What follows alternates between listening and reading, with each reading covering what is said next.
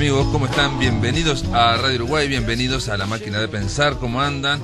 Arrancamos a las 20:00 exactamente con Nano Priliac en controles de emisión, con el Flaco Germán en la puesta a punto.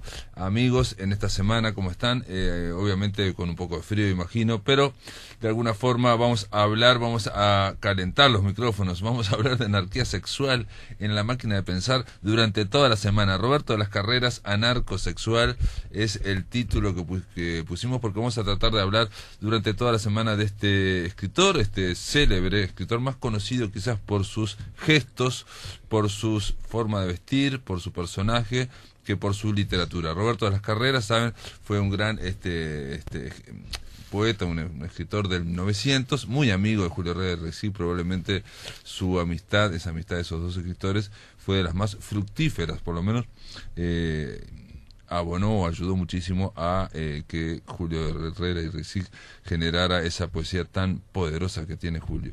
Y bueno, Roberto de las Carreras, vamos a hablar durante esta semana porque acaba de salir, la semana pasada se presentó un trabajo sobre él que se llama El amor libre en Montevideo, Roberto de las Carreras y la irrupción del anarquismo erótico en el 900. Es Marcos Bassen. Es el autor, va a estar mañana, va a estar revisitándonos aquí en la Máquina de Pensar.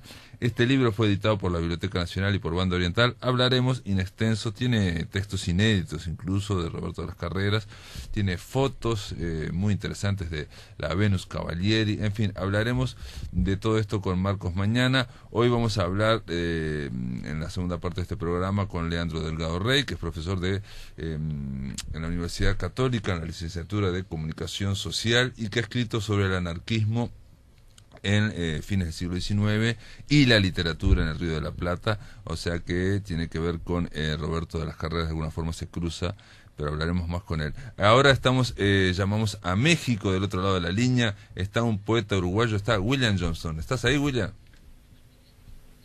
¿Cómo estás, Pablo? Bien, Willy, ¿cómo andás? ¿Todo bien? Todo bien, lo queríamos hablar con usted porque editaste varios libros, pero entre otros un poemario llamado Alaska, que está editado por Colectivo Semilla en el 2014, y de alguna forma, si te parece, podemos conversar un poco arrancando hablando sobre este libro de poesía, porque editaste otros más también, ¿no? Perfecto, sí, cómo no. Uh-huh. Dime. Para empezar, Alaska, ¿por qué el título? Es uno de los poemas. ¿Por qué el título? Uh-huh. Es uno de los poemas del libro. ¿Acaso es el poema central? Uh-huh. Y bueno, pasó lo siguiente, que es como una evolución en mi poesía, porque después de Diálogo Final, que sacó, es un libro ya edito, uh-huh, por Magia Rosa, en México, empecé a hacer un tipo de poesía, si se puede llamar así, mucho más fría, mucho más distante, y un poco como relacionándola con mi propia vida, y bueno, uh-huh, por eso mismo, ¿no? Alaska. Sí, bueno, yo el tema de la frialdad no me di cuenta, pero sí lo que me di cuenta es que cambiaste la forma, digamos, el tono, hay un tono más autobiográfico y más como conversacional, si se quiere, en algún momento, o bueno, por lo menos más accesible, ¿no? Una poesía más jugada a una poesía directa, digamos, en torno a pequeñas situaciones de la vida cotidiana, buscás buscás el núcleo poético. Eso mismo. Uh-huh. Es eso mismo lo que tú dices. Uh-huh, uh-huh. Y también, obviamente, hay otra cosa que es en esa vida cotidiana, en esa cotidianidad, también está una reflexión sobre la poesía y sobre el papel del poeta en la vida cotidiana, digamos. Claro, exactamente. Uh-huh, uh-huh. Es más que nada porque he visto que también tiene que ver un poco porque estoy aquí en México. Uh-huh. Me vine a México porque empecé a ver que la poesía uruguaya como que no simpatizaba mucho con ella, Entonces, me vine para aquí porque, bueno, hay una gran fuente de cultura, ¿no? Entonces, México siempre fue una cosa muy fuerte y además ya había estado del 96 al 2003. Y ahora te podemos preguntar qué estás haciendo también, digamos, estás trabajando, porque digo, es cierto que México... Estoy trabajando, sí. estoy trabajando como secretario de dos escritores mexicanos, Elba Macías y Heraclio Cepeda. Y luego, bueno, estoy dando talleres de poesía, talleres de narrativa. Salió el año pasado un libro con las 3 novelas mías. Se llama No acaricies un perro ciego, en Editorial Terracota, de aquí de México. Y bueno, perdón, estoy, sí. Haciendo traducciones también. El Y libro mío de Olga Orozco, La tesis de Olga, sale en noviembre este año en el Fondo de Cultura. Ah, mirá qué bien, pero eso es una gran noticia, ¿no? Un libro de Olga Orozco, del Fondo de Cultura de México, digo, realmente es una gran noticia. Willy, Bueno, sí. Decime, ¿y las 3 novelas esas que mencionaste son nouvelles, son parecidas a la del Cielo Imperfecto, no? ¿Tienen la misma línea o no tienen nada que ver? Mira, las 3 novelas estas una es El Cielo Imperfecto, Ajá. La otra es Magnolia y la otra es la que le da el título del libro. Se llama No acaricies un perro ciego. Son las 3 novelas que se pueden leer tanto dependientes una de otra como independientes. Eso varía según el gusto del lector. Perfecto. En este libro de poesía que yo leí, que es Alaska, hay también una sección de metafísica, digamos, ¿no? Al final. ¿Cómo? Hay una sección que es Oscura Manada, ¿no? Es una sección donde se habla, digamos, de la metafísica, ¿no? Metafísica se llama, sí. Sí, en realidad son 3 secciones. Sí, son 3 secciones. Una sección vendría a ser mitología, que apunta hacia mi propia vida. También de Oscura Manada es justamente una reflexión y todo sobre el papel de la poesía. Y la otra parte que viene a ser metafísica, todo una serie de relaciones con los animales. Hay insectos, hay palomas, hay moscas, hay arañas, ¿no? Son poemas sobre eso. No, pero me refería... Como una correspondencia, ¿no? Me refería que tenés un poema largo o dividido en varias secciones que se llama Metafísica, que está al final, digamos, en ese último... Sí, exactamente, es ese justamente. Claro. Por eso yo me había quedado con me parecía que... Son varios poemas, son como 10 poemas sobre los insectos y cómo los insectos pueden perfectamente ser relacionados con los humanos. Bueno, sí, hay un poema, por ejemplo, a mí me gustó mucho, que es que también, de nuevo, a partir de una cuestión, digamos, cotidiana o con una mosca, se genera todo un núcleo poético donde el poema, digamos, se levanta y donde emerge la belleza. No sé si me los podés leer. Exacto. Metafísica 3 se llama. La mosca. Sí, Metafísica 3. A ver, ¿lo podés leer? Sí, espera un poquito que lo estoy buscando, pero... Está. A ver. Sí, yo no lo tengo en un ebook, así que no sé qué página es. Bueno, muy bien.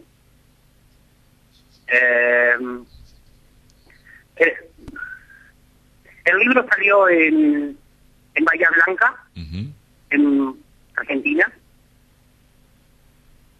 Y tiene poquito.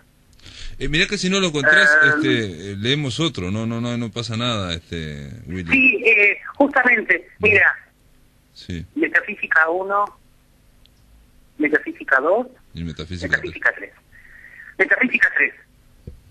La mosca busca razones desde el borde del vaso. La imagen que no puedo imaginar si no la escribo. La palabra es el espejismo astillado del momento. La belleza sospechada de la mosca vuelve a buscar desde la noche su azul absoluto. La muerte lenta de este papel protagónico, donde escribo poemas para justificar la necesidad de sentirme enteramente confuso, cercamente delirante, dramáticamente libre, ante la nada abisal de un papel en blanco. Muy bien, muy bien. Eso es lo que estábamos planteando hoy. Y decime, Willy, hay otros poemas muy interesantes. Hay uno que se llama Mitologías, precisamente, donde hablas de la familia, también se genera también a partir de ahí. Sí, mitologías. Mitologías, sí, sí. Justamente, espera. Mi padre, ese está al principio, ¿no?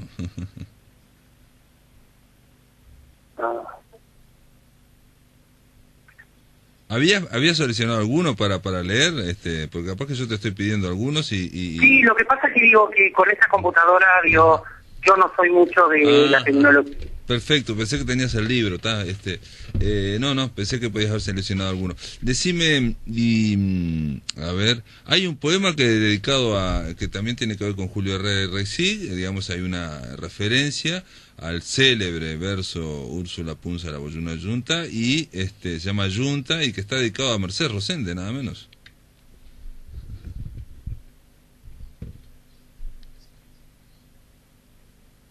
Bueno, William no encuentra el poema. Si querés lo leo yo.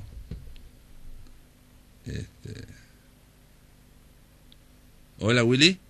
No hay nadie. Bueno, voy a leerlo yo simplemente para que recuerden, para que vean este poema. Se llama Yunta. Vamos a ver si podemos retomar el contacto. Y dice así: me desperté temprano, un ruido de trenes lejanos volvió poético el mundo. Úrsula Punza la Boyuna Yunta. No hice nada al respecto, no apunté el terco fogonazo de esa imagen, ni me sorprendieron las ramificaciones en claro oscuro de toda la palabra. Pronto desayunaré en Boyuna Yunta frente a esa planta, luminosa, pero acorralada de tanto verde, y el resto de la mañana no dará tregua, entre asuntos de animal ciego y lento que le disputará rabiosamente a la rutina el filoso hueso de la nada. Úrsula volverá una vez a calibrar el fogonazo de esa imagen, a ramificar de palabras la terca soledad de trenes lejanos, a volver madeja desordenada el pensamiento hasta que el primer verso de este poema sea fermentación en las entrañas. Úrsula Punza la Boyuna Yunta, bueno, Julio Herrera y Reisig para Mercedes Rosende. Lo leí, Willy, porque se había cortado la comunicación. Hola, ¿estás ahí? Muchas gracias, Pablo. Bueno, y decime, y podemos leer, por ejemplo, acá en un momento haces una especie de poética donde dice: el poeta al anudar distorsiona, el poeta al distorsionar agrega otros órdenes. Eso se llama trama. Es un poema llamado Trama. Sí. Y dice así: al despertar veo una taza azul, un libro marcado en páginas precisas, un espejo, y la realidad contiene un nombre para cada cosa, y cada cosa es distinta realidad. La poesía es el arte sutil de bordar la taza, el libro, el espejo, mediante correspondencias que procuren lo posible de lo imposible, anudar el pensamiento, el latido y la memoria a ese paisaje como si fueran un abierto tapiz medieval. No existe una descripción exacta. El poeta al anudar distorsiona. El poeta al distorsionar agrega. Otros órdenes, mismas costumbres, variables pretextos. La taza tiene forma de un cielo buscado desde niño. El espejo es inflamable ante tanta claridad. El libro es oleaje continuo a las 7 de la mañana. Muy bueno. Y el tema de las correspondencias, me quedé pensando, tenés otro poema que ahora no te lo voy a pedir que lo leas, porque aparte yo no sé exactamente dónde está, que está más en la mitad, donde se habla de gastadas correspondencias. Esa idea de que el poeta está buscando correspondencias entre lo que procuran lo imposible de lo imposible, lo que con lo real, con lo cotidiano, tratar de decir algo más. Sí, exactamente, es eso. Eso parte de un libro que es fundamental para la tesis y para la comprensión del universo poético de Olga, que se llama Robert Amadou, el ocultismo, donde explica que todo lo que, las leyes del ocultismo, y una de las leyes del ocultismo es la correspondencia o analogía. Y en eso... Entonces, es un poco el poeta frente a la realidad y cómo elabora, más que nada, un poema a partir de esas correspondencias o esas analogías con el mundo. Y esas correspondencias, esas analogías, el poeta, digamos, no solamente muestra su mundo poético, sino intenta como desentrañar una metafísica o ver un orden oculto en el mundo. Sí, claro. Yo pienso que, que detrás de esa hay demasiadas realidades en esta realidad, ¿no? Es como decía Paul Eluard, ¿no? Hay muchos mundos, pero yo vivo en este. Claro. O hay muchos mundos, pero están en todos están en este. Claro, exactamente. Y decime, Willy, y en el tema de, pues estamos hablando, vamos a hablar esta semana de Roberto Las Carreras, mencionamos a Julio Herrera del Reisig. Julio Herrera también planteaba el tema, digamos, de alguna forma, o por lo menos está planteado ese tema de las correspondencias, por lo menos un trabajo de... Sí, porque viene de la poesía francesa. Claro, del simbolismo de la poesía francesa, claro. De Baudelaire y de todos los decadentistas, ¿no? Exacto. Roberto de Las Carreras, en su primer viaje a Francia, un poco trajo al Uruguay y fue como también es un poeta muy interesante porque él como que decantó todo un ramal de la poesía francesa, que es el decadentismo, Baudelaire y todos ellos, y lo trajo a Uruguay prácticamente. De alguna forma, algunos han dicho que digamos que esa fue su principal contribución, obviamente otros están revalorizándolo, pero decían... Claro, exactamente, pero otra de las construcciones como poeta fue la construcción del alejandrino, ¿no? Que digo que es muy interesante, es el endecasílabo de 14 sílabas. Sí, y vos decís que... Es muy difícil además de hacer. Y que lo introdujo él, ¿no? O que él lo usaba muy, digamos. Claro, él lo usó en el Salmo de los Cavalieri. Ajá. Claro, Roberto. Sí, Roberto Las Carreras. Una de las cosas es que contribuyó, digamos, a la formación o fructificó en su amistad con Julio Herrera. Sí, pero obviamente que como poeta tuvo otras riquezas. Y hay otro detalle que, digamos, que algunos dicen que quedó encarcelado, digamos, o quedó estereotipado, que es su papel de provocador, ¿no? De escandalizador. Claro, fue más que nada como un decantador de todas las fobias de la sociedad uruguaya, fobias sexuales, ¿no? Ajá. En ese momento. Muy bien. Todo lo que estaba oculto, todo lo que estaba, él lo sacó a la luz prácticamente. Con el libro el tratado, ¿no? Sí. Que hizo junto con Julio Herrera del Reisig. El tratado, vos decís que él también colaboró con el tratado, pero el tratado es de Julio, el tratado sobre la imbecilidad del país es de Julio Herrera. Sí, claro, él colaboró y todo. Él colaboró, eso no sabía, mirá, no tenía tan claro, no sabía, mirá, eso es una novedad para mí, yo pensé que era de Julio Herrera. Para ir terminando, Willy, decirte que tu libro, Alaska, me gustó mucho realmente. Bueno, muchas gracias. No tengo más argumento que la profundidad de la respiración, me parecen, hay versos, empecé a subrayar y te iba a decir que leyeras muchos más, pero Razones Elementales se llama precisamente ese poema.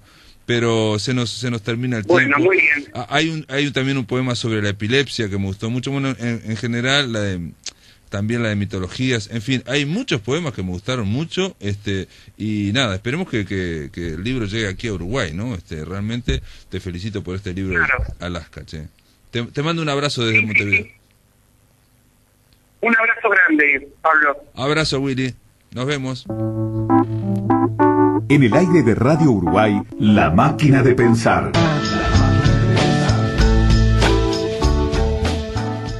Amigos, esta semana vamos a estar hablando de Roberto de las Carreras. Me faltó decir que Roberto de las Carreras nació en Montevideo en 1873, estamos hablando del siglo pasado, perteneció o integró la generación del 900 y fue muy longevo, murió en 1963 a los 90 años, pero se supone, bueno, se dice que los últimos 50 años estuvo muy mal a nivel mental, o sea que su trayectoria, digamos, literaria abarca unos 20 años nada más, donde irrumpió y donde, entre otras cosas, como decía William Johnston, fue uno de los que trajo el simbolismo francés y bueno, todo lo que era las novedades poéticas a Montevideo. También trajo una serie de ideas, o las tomó aquí también, que tienen que ver también con el anarquismo y el tema de el amor libre, el anarquismo sexual. Para hablar de el anarquismo en el Río de la Plata, le estamos dando la bienvenida al profesor Leandro Delgado Rey. Leandro, ¿estás ahí? Sí, acá estoy. ¿Qué tal? ¿Cómo andas? Bienvenido a La Máquina de Pensar. Muchas gracias. Muchas gracias. Leandro, él es doctor, es licenciado, trabaja en la licenciatura de Comunicación Social, ahí en la Universidad Católica del Uruguay, en la Facultad de Ciencias Humanas. Hay un artículo tuyo que es citado en este libro, El amor libre en Montevideo, de Marcos Bassem, que tu artículo que se llama Influencias del anarquismo en la literatura del Río de la Plata entre 1890 y 1915, que bueno, casualmente son los años donde brilla, digamos, la estrella de Roberto de las Carreras. Pero si te parece, para digamos, contextualizar, podemos hablar en general de el anarquismo, porque no es el anarquismo que estamos pensando nosotros ahora, me parece, ¿no? No, era... el anarquismo en ese momento era la gran novedad, ¿no? En el ámbito de la cultura, sobre todo porque cambia todas las formas principalmente de consumir cultura. Es decir, la cantidad de prensa anarquista y la cantidad de editoriales y de imprentas están imprimiendo no solamente doctrina anarquista, sino que están imprimiendo clásicos de la literatura y la literatura de pronto se vuelve muy accesible, ¿no? A nivel de los gráficos, digamos, los sindicatos, el anarquismo se metió mucho también, digo, no es casualidad también en eso, ¿no? A nivel de sindicato. No, es cierto, no es casualidad, pero son esos mismos centros de sindicatos que están teniendo sus propias bibliotecas y sus propias imprentas y sus propias y sus propios centros de estudio. Y es ahí donde están formándose tanto a través de la formación autodidacta como a través de esas bibliotecas pero la influencia del anarquismo trasciende su propio, digamos, el propio movimiento anarquista, porque también al haber construido bibliotecas y centros de estudio también se acercan personas o escritores que tienen la posibilidad de acceder a una cantidad de lecturas que de otra manera no tenían. Claro, hacen una especie de cultura, digamos, alternativa en cuanto a traducir o editar con bajo costo obras que ellos suponían que sumaban para la causa, pero digamos era un combate más bien cultural y no necesariamente como ocurría en el sindicalismo marxista, por ejemplo, que era más político en todos casos, ¿no? Sí, también no dejaban de publicar los trabajos, a los clásicos de la doctrina anarquista, pero están publicando literatura universal porque creen que tiene que ser, llevada a todos. Claro. Lo que igual, digamos, para la amplitud del fenómeno anarquista es difícil entender, por ejemplo, cómo Roberto de las Carreras, un dandy, un aristócrata, digamos, de patricio, que viene de dos grandes ramas Clara de Zúñiga y Ernesto de las Carreras, digamos, estamos hablando de dos... digamos, de lo que era el círculo patricio prácticamente aquí en Uruguay, en un Uruguay que realmente estaba recién emergiendo como como nación o como Estado, digamos, a partir de 1875. Estamos hablando de algo muy precario, y entonces, ¿cómo este hombre puede llamarse anarquista? Bueno, se puede llamar anarquista a cada uno que quiera llamarse anarquista, eso es un poco la gracia del anarquismo, ¿no? Eso es importante. Pero además se explica un poco también porque lo que se pone en cuestión es el orden burgués. Claro. Y el orden burgués viene tanto, digamos, la crítica o hacia el orden burgués proviene tanto de la clase obrera como de la aristocracia. Entonces hay muchas coincidencias de parte de los, digamos, pretendidamente aristócratas con las clases populares o con la clase trabajadora. Ahí, digamos, hoy lo vemos de una manera un poco más distanciada, pero en ese momento están remando para el mismo lado. Sí, porque, sí. Había un anarquismo también, digamos, de aristócrata inglés que en realidad creía en el individuo, ¿no? En el individualismo, y que descreía de cualquier sistema estatal o colectivo, digamos, esa idea de que el mejor gobierno es que no haya gobierno, y y que de repente eran monárquicos en Inglaterra, en fin, estaban en, ¿no? Pero individualmente ellos pensaban que, bueno, mejor que hubiera el menos gobierno posible, por ejemplo. Sí, totalmente. Además, digamos, hay el abanico dentro del anarquismo es enorme, pero más o menos los extremos van del anarcosindicalismo al anarcoindividualismo, y ellos mismos están debatiendo todo el tiempo sobre anarquismo en sus reuniones, que siempre eran bastante caóticas porque eran anarquistas, ¿no? Pero lo que es importante también es que principalmente el anarcoindividualismo, por lo menos en los escritores del 900 uruguayo, es muy importante para darle, les dio a los escritores mucha independencia, mucha autonomía, la posibilidad de decir lo que querían, la posibilidad de circular por otros circuitos, digamos, fuera de los circuitos oficiales, que no era la universidad, ni los ateneos, ni ese tipo de circuitos más tradicionales. Digamos, van a las bibliotecas, van a los centros obreros, van de las carreras haces una cantidad de proclamas y de discursos en el centro de estudios, ¿no? Entonces, ahí estaba, por ejemplo, también Sánchez, ¿no? Florencio Sánchez también, claro, ¿no? Claro. A centros anarquistas de base. Antes de meternos en literatura, me gustaría hablar un poco también de esta corriente, porque el anarquismo uno lo identifica con, bueno, tratar de minimizar el Estado o de anular el Estado, ¿no? Suprimir el Estado. Sin embargo, en Uruguay, que era un Estado incipiente, ¿no? Un Estado muy incipiente, vemos como José Valle y Ordóñez, que va a ser el que realmente va a darle un salto cualitativo al Estado, él se alía mismo también con anarquistas, o sea, los va absorbiendo. Sí, él fue muy hábil, ¿no? En el sentido por muchos motivos. Primero, porque logró captar cuáles eran una cantidad de necesidades que ve surgir en el movimiento a partir del surgimiento del movimiento sindical, y va adoptando muchas de las medidas que a partir de eso, ¿no? Y otra es que también lo va de algún modo neutralizando como potencial peligro, en el sentido de que va cooptando a muchos de sus personajes más representativos, tanto de las carreras como Ángel Falco, los envía a puestos diplomáticos, y entonces se los saca de Uruguay. Y eso hace que... No, y los va como absorbiendo, los va cooptando, como si hay una famosa anécdota de que, bueno, hubo un intento de asesinato a él por parte de dos anarquistas, y él los va a conversar a la cárcel, y después terminan trabajando con él, digamos, ¿no? Esa idea del vallismo, como que él va conversando a todo el mundo y va absorbiendo para precisamente generar un Estado fuerte, ¿no? Sería lo contrario que querían los anarquistas, pero bueno, un Estado tratando al servicio de los trabajadores, digamos, o tratando de paliar los problemas de los trabajadores. Sí, se habla hasta de un anarcovallismo, yo no sé hasta dónde es posible pensar algo así, pero el término existe, y la aceptación hacia el anarquismo de parte del vallismo es grande, y hay mucha tolerancia con respecto al anarquismo, y eso es una importancia grande con respecto a Buenos Aires, donde los anarquistas están siendo salvajemente reprimidos y los extranjeros están siendo deportados. Y muchos de los deportados, que son italianos o españoles, al final terminan en Montevideo.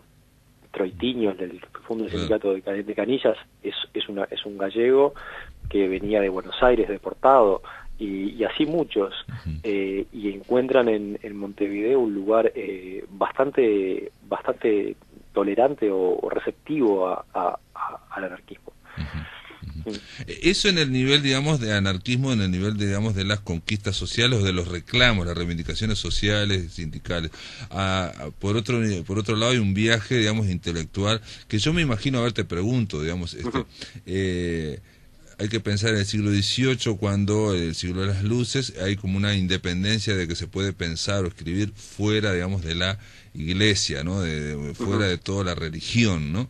En el siglo XIX sería como la independencia en cuanto a que realmente se puede ser ateo, porque hasta el siglo XVIII todavía no se eran, los intelectuales no eran totalmente ateos. En el siglo XIX se hacen materialistas, pero ahí lo que ocurre es que con el anarquismo es que se puede seguir siendo intelectual ya por fuera de la academia, por fuera de la universidad, puede haber un individualismo. Totalmente. Yo lo que trabajo, eso fue lo que trabajé en mi tesis, es precisamente uno de los capítulos es sobre la formación del intelectual autónomo con respecto del poder político. Es decir, hasta ese momento el intelectual, o lo que se llamaba el hombre de letras, era un personaje que estaba siempre en algún tipo de relación con el poder, era el doctor, ¿no?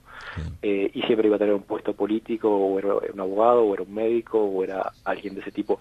Con la llegada del anarquismo, los intelectuales comienzan a ser críticos del poder por primera vez. Y a no cuidarse en el lenguaje, por ejemplo, y no cuidarse contra el poder, digamos, no ser tan complacientes, si se quiere, no, o bueno, claro. Y a veces ser muy frontales, y a veces ser muy combativos, pero no como una reivindicación social, sino a veces como una reivindicación individual, ¿no? De su individualidad. Bueno, en una reivindicación individual, pero no dejaba de ser también una reivindicación más amplia. Están denunciando ciertas situaciones y están denunciando, obviamente que están buscando definir cuál es su lugar en la sociedad y cuál es su función como intelectuales, sí, sin duda. Y además hay un cambio también en el sentido de que hasta ese momento el hombre de letras eran abogados y médicos, por decir algo, y aquí con la llegada del anarquismo, los intelectuales empiezan a volcarse mucho más hacia lo que son las humanidades, ¿no? Eso también ahora parece algo habitual. Un intelectual es alguien que se dedica a las humanidades. En ese momento no, el intelectual era el que estaba pensando en términos de gobierno, en términos de poder, en términos de... Sí, sobre todo en América Latina, ¿no? Sobre todo en América, que el intelectual tenía un rol muy importante, digamos, gobernaba y también escribía. Si me esperas en línea, Leandro, sí, bueno. Seguimos después de la pausa, vamos al segundo bloque, a ver, en digamos, marco ahí, cómo emergen estos dos escritores, llamados Roberto de las Carreras y llamados también Julio Rey Resig, esos dos amigos.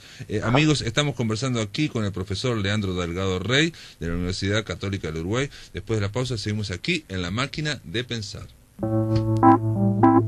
En el aire de Radio Uruguay, La Máquina de Pensar.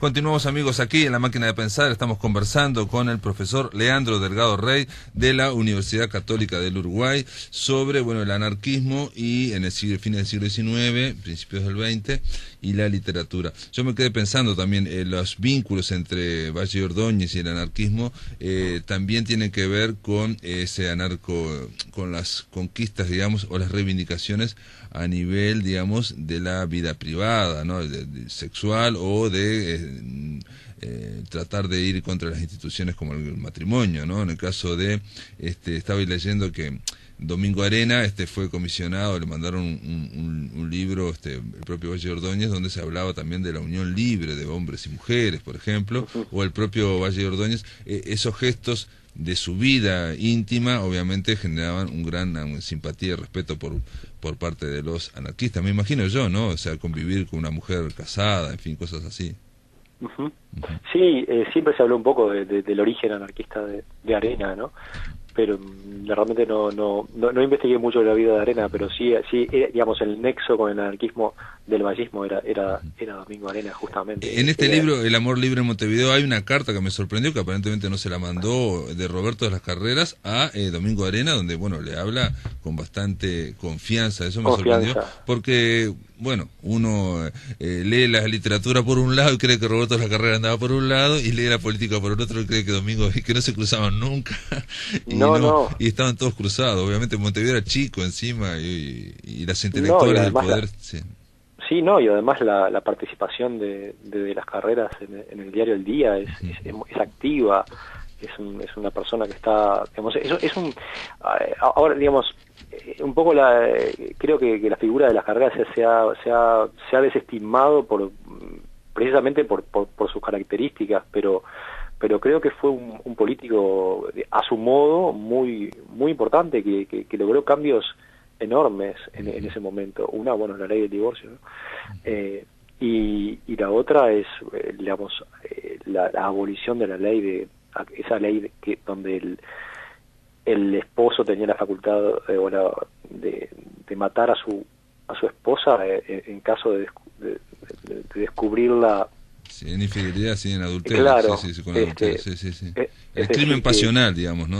Claro, pasional. Eso estaba habilitado. Y eso a mí me resulta tremendamente vigente, ¿no? No sé, a mí me llama, porque leyendo cosas antiguas de Roberto de las Carreras, digamos, porque había esa visión media estereotipada, donde se dice que, por ejemplo, vos decís que colaboraba en El Día. Yo en una parte leí que era accionista del Día, pero dije, bueno, El Día apareció casi, no tengo como una cooperativa, pero hubo mucha gente que puso plata, pero en otro momento aparece como alguien que era más que un accionista, o que colaboraba solo con textos. Ahora vos me decís que podía ayudar a armar el diario. En fin, hay una serie de grados que en un grado lo ponen a Roberto de las Carreras como un dandy que estaba en el boliche nada más, y en otro grado lo pone como alguien mucho más activo y más importante de lo que quedó dibujado, ¿no? Sí, se lo fue de algún modo como ridiculizando, y eso creo que es responsabilidad de la crítica, pero que lo rescató malamente, digamos, ¿no?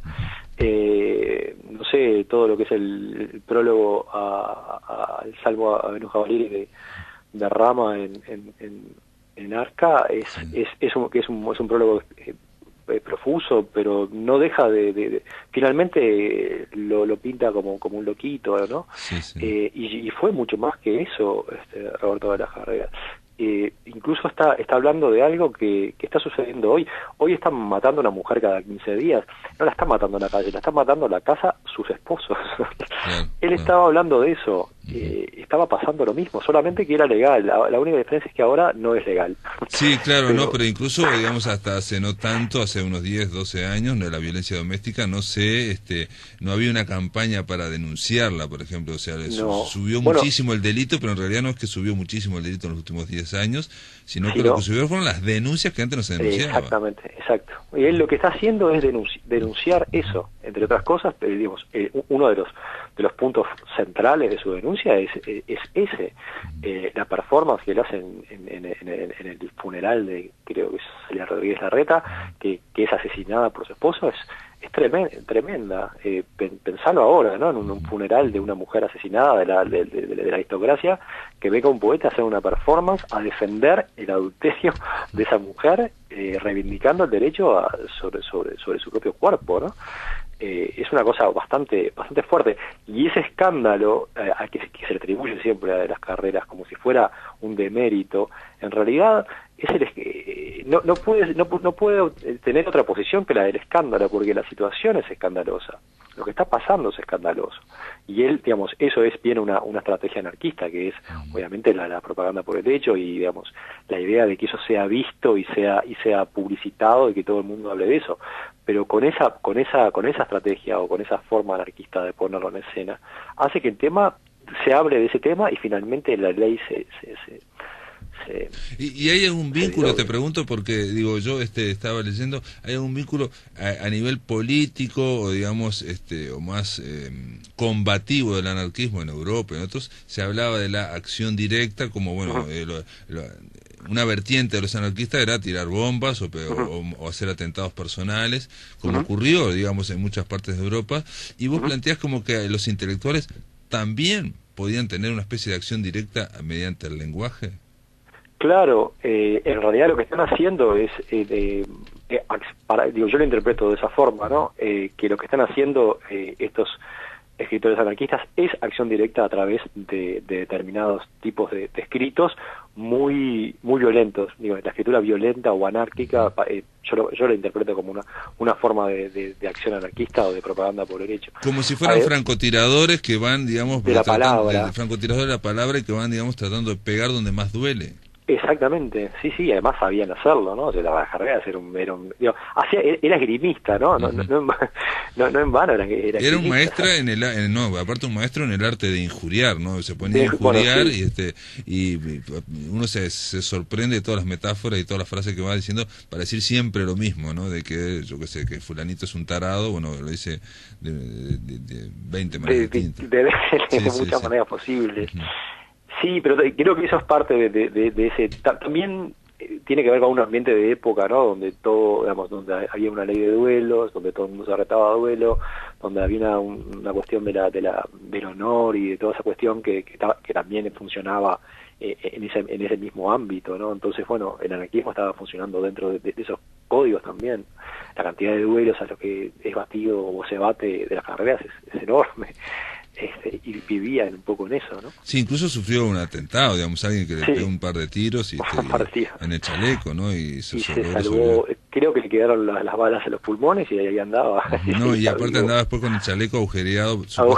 Para mostrar, en fin, como la valentía, una serie de cosas, que es parte de ese personaje. Pero ahí te pregunto otra cosa también, porque Uruguay, no sé si de fines del siglo XIX era tan distinto de esa especie de aire un poco provinciano que tenemos, o ese aire, digamos, muy medido, muy mesocrático, digamos, de la medida del camino del medio, muy moderado, frente, la idea de que la mayoría es la que no manda, nadie es más que nadie, esa idea que tenemos muy igualitarista a veces también, y ahí venía este personaje que aparece como con todos los atributos del extranjero, ¿no? Del afrancesado, hablando en otro idioma y diciendo disparates.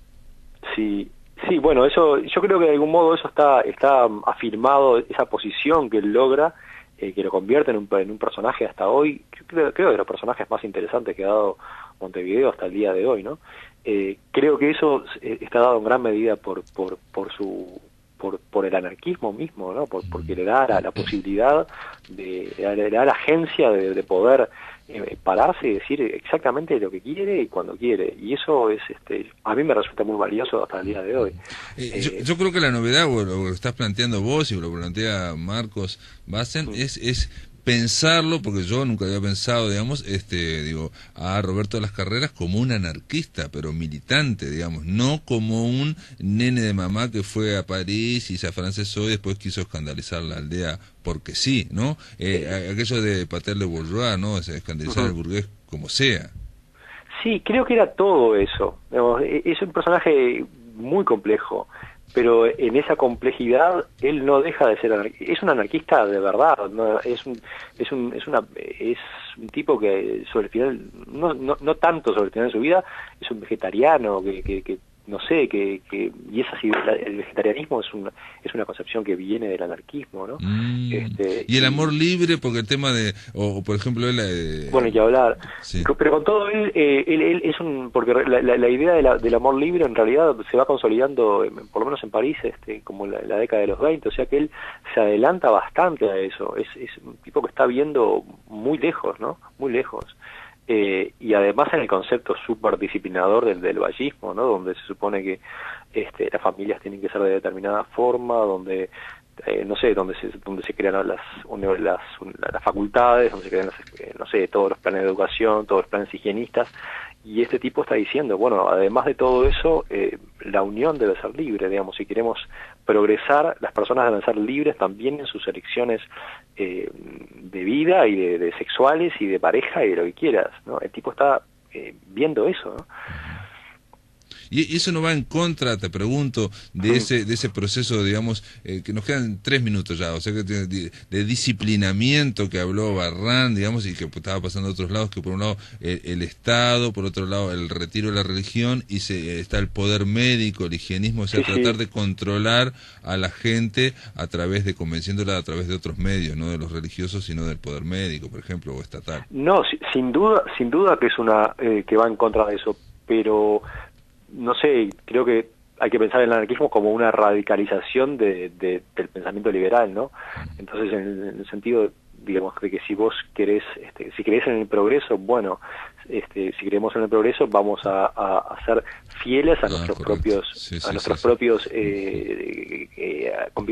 convicciones. Perfecto, ¿no? O sea, apretar el acelerador, digamos. Apretar el acelerador, si vamos digamos, a sacarnos todos, si nos vamos a liberar de las ataduras religiosas y no sé si morales, pero las religiosas u otro tipo, o cualquier tipo de ataduras, bueno, vayamos por acá, no seamos hipócritas. Dice.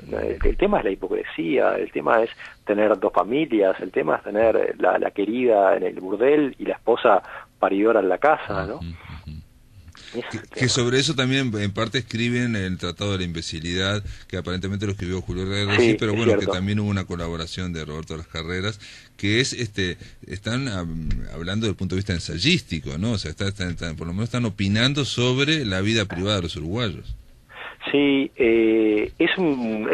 no sé, por suerte que Base me hizo el libro de las carreras, y por suerte que Mazzucchelli transcribió ese tratado, porque ahí yo creo que se está haciendo mucha justicia sobre ese periodo y sobre esa generación y sobre lo que estaba pensando esa gente con respecto a la vida cotidiana de Montevideo y de Uruguay en ese momento, que era algo sobre lo que nadie estaba reflexionando. Se estaban haciendo grandes planes, grandes proyectos, pero nadie estaba viendo el impacto que eso estaba ocasionando o lo que se estaba dejando de lado, ¿no? En esos grandes proyectos. Y te pregunto para terminar, porque los uruguayos podemos ser muy moderados, en fin, muy mesocráticos, en fin, pero estamos todos orgullosos, lo decimos constantemente y se dice en el exterior, de que, bueno, el Uruguay, el tema del divorcio por sola voluntad de la mujer, el tema del voto femenino, en fin, una serie de cosas que son como realmente avances. Bueno, había quedado el tema del aborto, pero digo,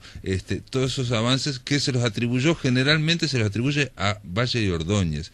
Esta gente también tuvo que ver, vos decís, a nivel cultural. Yo creo que los que ponen en escena esa situación son los de las carreras, ni que hablar, y los anarquistas sí le ponen en el tapete, digamos, estos temas. Pensá además que de las carreras él mismo se declara un feminista. Hoy ningún hombre se declararía feminista. Sí. Y el tipo lo dice, él está hablando en nombre de las mujeres que no pueden hablar. Y va contra, digamos, premisas del machismo, por ejemplo, reivindicar que él es bastardo, que es hijo natural, bueno, en fin, estar también alegre de eso, en fin, unas cosas que generalmente todo el mundo lo oculta o lo ocultaría, en fin. Todo lo que estamos hablando ahora del matrimonio, no digo igualitario, pero por lo menos el tema de poner, hijos legales, digamos, y naturales al mismo nivel, eso Roberto de las Carreras ya lo hizo él en sí mismo, ¿no? Y creo que eso pasaron 100 años para que los hijos naturales tuvieran el apellido, ¿no? Pasó mucho tiempo. De acuerdo que en ese sentido también hay que pensarlo como un anarquista desde ese punto de vista quizás, y no con la idea de anarquismo más cerrada que tenemos, o más disminuida, más estereotipada. Más estereotipada, esa es la palabra. Leandro Delgado Rey, te doy las gracias, muchas gracias por ayudarnos a empezar a hablar de Roberto de las Carreras en esta semana, y me parecía bueno tu aporte por el tema de hablar más del anarquismo y pensar todos estos poeta y estos poetas desde el punto de vista de estos combates políticos y culturales que estaba habiendo, ¿no? Tu aporte por el tema de hablar más del anarquismo y pensar todos este poeta y estos poetas desde el punto de vista de estos combates políticos y culturales que estaba habiendo, ¿no? en ese momento, ¿no? Gracias por estar acá, Che. Muchísimas gracias. Amigos, se terminó La Máquina de Pensar. Mañana vamos a recibir a Marcos Bassen para hablar de El amor libre en Montevideo, Roberto de las Carreras, y la irrupción del anarquismo erótico en el 900. Hablaremos con Marcos in extenso acá durante todo el programa. Que les vaya muy, pero muy bien.